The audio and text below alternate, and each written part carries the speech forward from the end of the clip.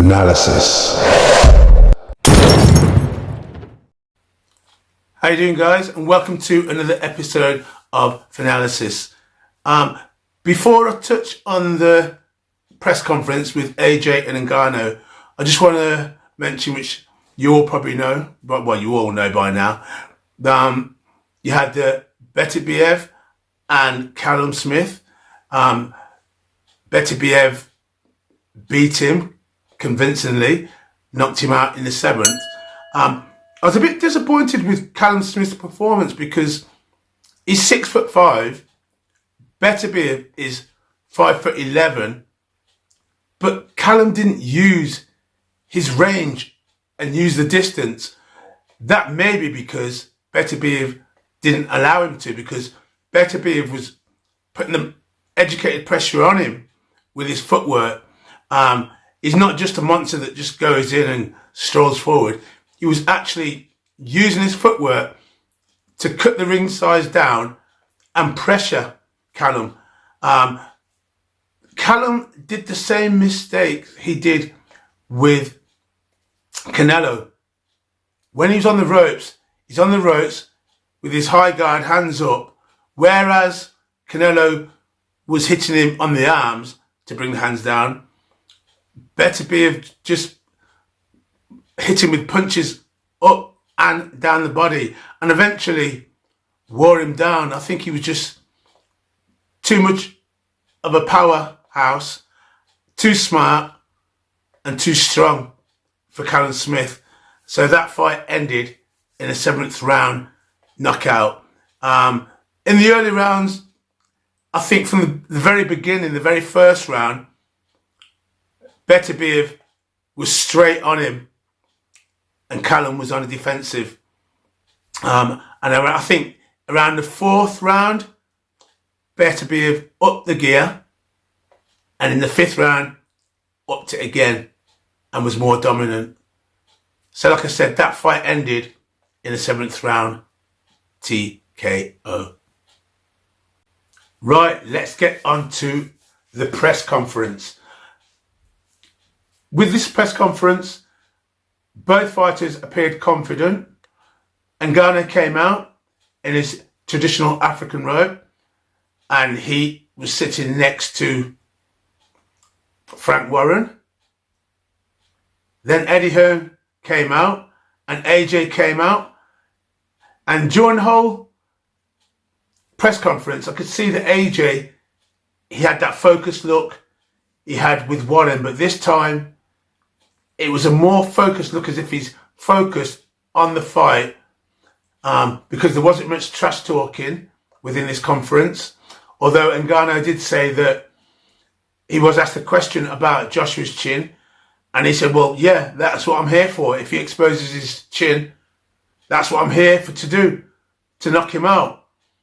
And AJ, when he was asked about the fight, he said there's many ways to skin a cat. He can box, he can box off the back foot, the front foot, and I believe he said he likes to hurt people, so he's obviously under Ben Davison. He's going to go for the knockout. Now, what I like about AJ training under Ben Davison is that he's now realising that, yes, he is a big man, he does have the knockout power. And he can still be cautious, but it doesn't mean you have to sacrifice using your power. So he's seen a lot more with Ben Davison, and Ben Davison is bringing out of him not the old AJ, because that AJ, no matter what people say, has gone. He's just bringing a new AJ, and AJ's now feeling what he's learning in the gym. And he says if he has a good training camp in the gym, it will be a good fight. Because I saw him and Ben Davison sitting down. It was on a video that Ben Davison put out, and they were looking at video footage. Now, a lot of people are saying that there's only the 10 rounds with Tyson Fury to look at, but AJ mentioned that what he looks at as well as those rounds with Fury, he's also looked at MMA footage where Ngannou has been fighting stand-up fighters, and he's studied that footage as well to see what he can take from that. So AJ is well prepared and he's well focused, and I can see the way he's talking.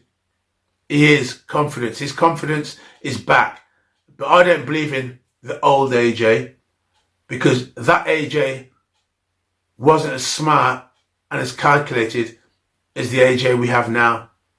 Now, I predict an AJ win.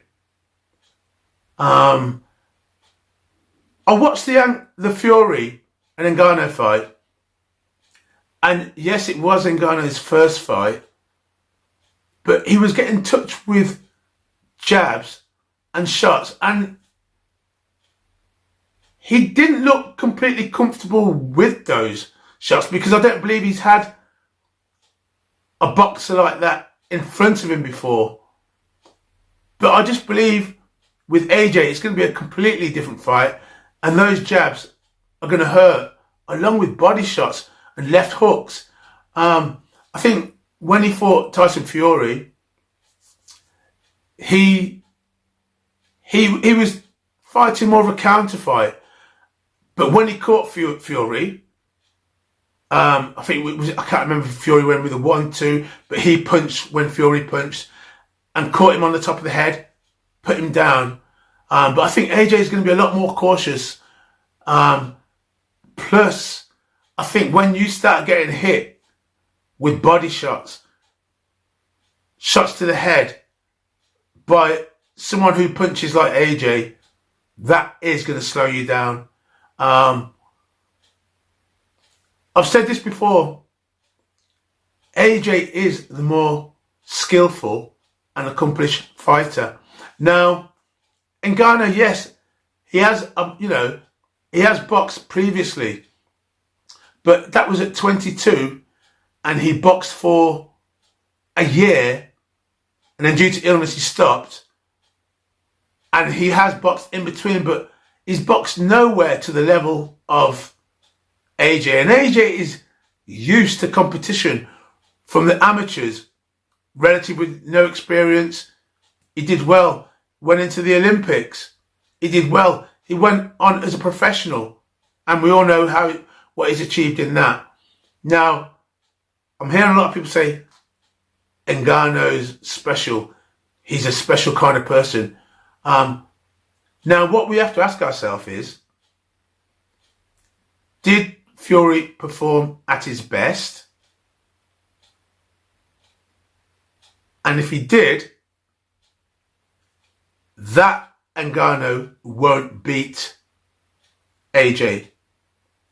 And if Fury didn't perform at his best, although he said he did train hard for it, again, that Ngannou definitely won't beat AJ.